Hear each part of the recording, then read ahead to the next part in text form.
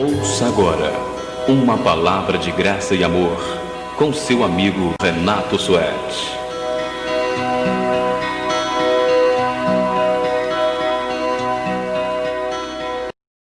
Olá, queridos, tudo bem? Eu sou Renato Suete. Vamos continuar falando a segunda parte de uma mensagem que eu estou traçando a respeito da dialética e do problema do medo. O medo que produz tormento, o medo que produz, conforme João diz, tormento nas pessoas.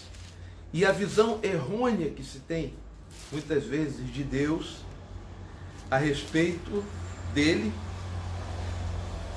por ter não amor a ele, mas ter um relacionamento com Deus baseado no medo, o que é uma tragédia e leva você a um desconhecimento total de Deus, pensando talvez até que possa conhecê-lo.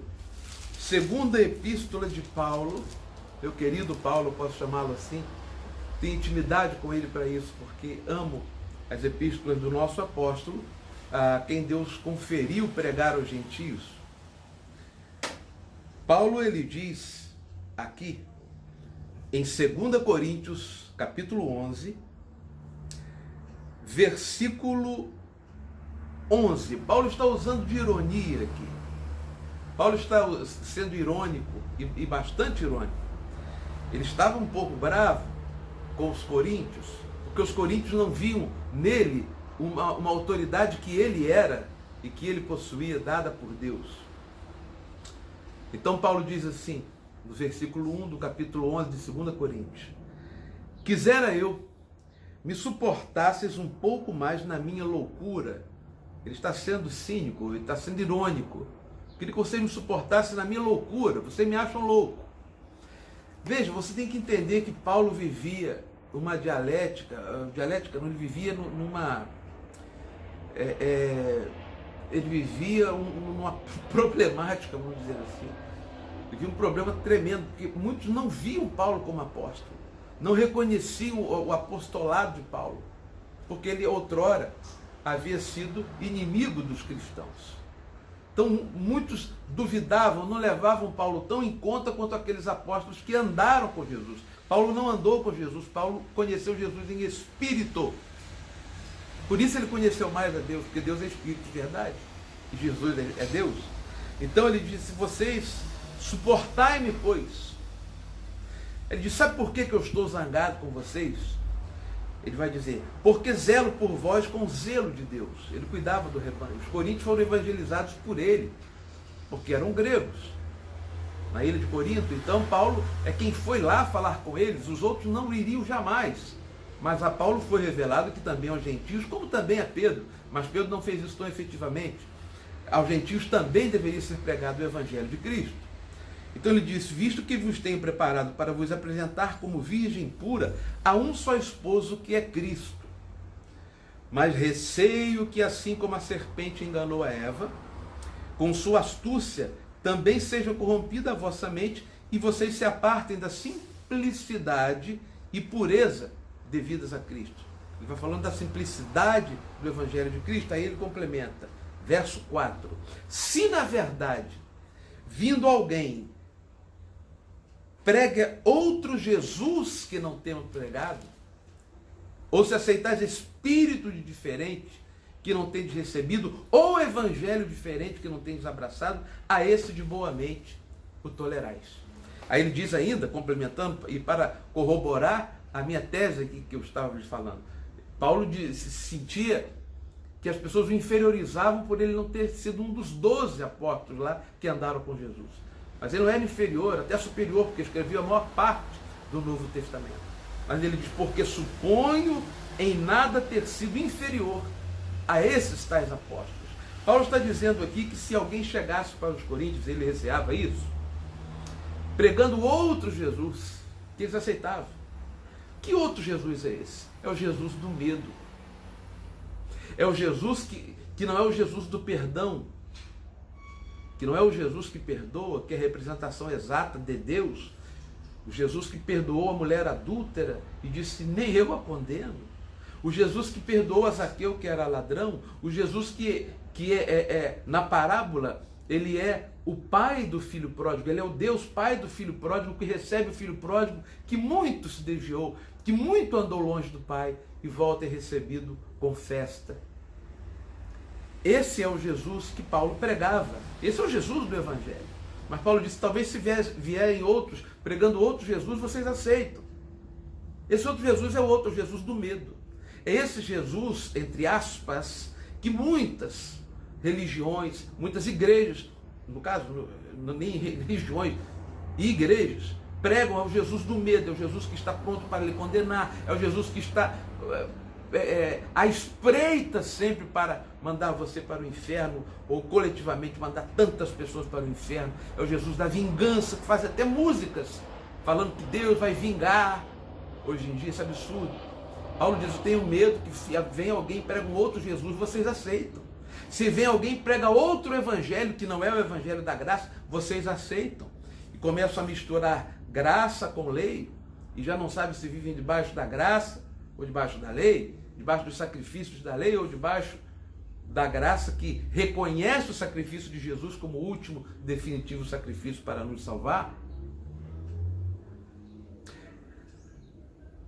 Outro evangelho que vai dizer que você tem que viver por obras, ou por leis, ou por mandamentos, e não pela graça de Jesus, que vai dizer que você não é salvo pela graça, mas pode ser salvo por obras. Paulo receava que os coríntios recebessem este falso ensino.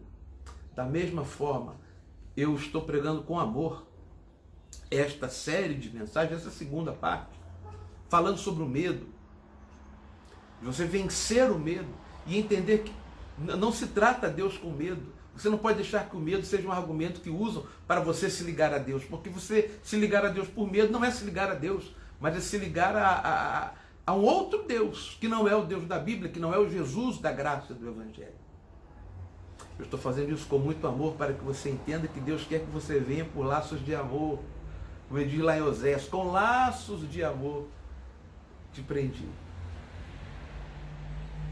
Meu querido, a palavra de Deus diz, Deus é amor. É o único conceito que existe na Bíblia de Deus. Amor. Mas não amor como o amor do homem, que ama enquanto você o favorece, enquanto você é bonzinho para ele, não. É o amor que ama mesmo quando você dele se separa. Ele não se separa de você. É o amor do homem que ele expressa lá no livro de Oséias. Oséias e Gomer, aquela mulher que era prostituta, e assim ainda, Oséias a perdoou depois dela adulterar, traí-lo.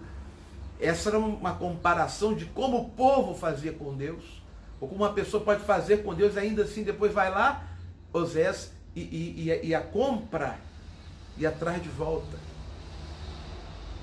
Assim também Deus quer trazer você de volta.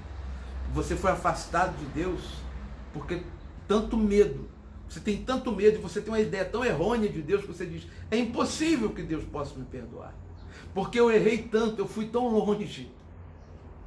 E disseram já para mim que eu já estou condenado. Para mim não tem jeito, tem sim. Para o homem, o filho pródigo não tinha jeito. Para o homem, a mulher adúltera não tinha jeito. Para o homem, pessoas como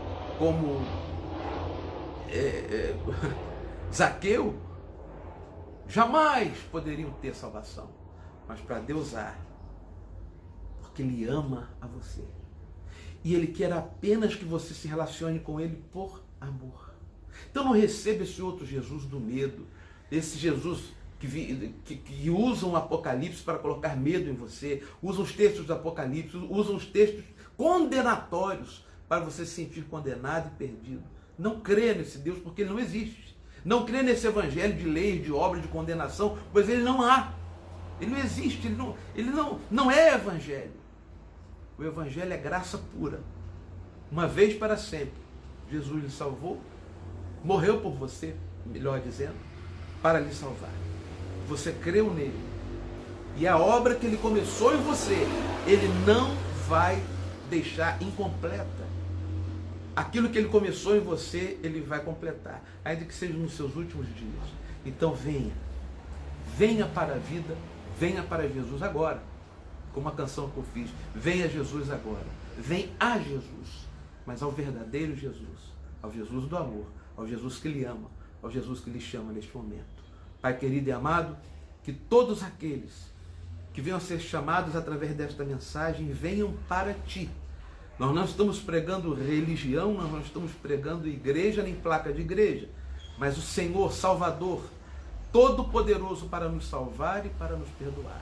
Que todos que ouçam esta mensagem e entendam, venham para ti com suavidade e na força do teu perdão e do teu amor. Receba-os, Pai, e dá-lhes um novo coração restaurado no teu amor, para viverem também neste mesmo amor para contigo. Eu te peço em nome de Jesus.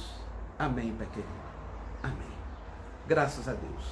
Que Deus o abençoe, que Deus lhe dê bênçãos sobre bênçãos no seu amor. Eu sou Renato Suete e até uma próxima oportunidade, quando vamos ainda continuar falando de como você ser livrado do falso evangelho, do evangelho do medo, ou de um outro Jesus que porventura alguém tenha pregado, tenha inculcado na sua mente essa ideia do Jesus condenador. Mas você entenda o Jesus perdoador, o Jesus do amor. Um abraço muito grande para você, com todo o meu carinho. Até a próxima.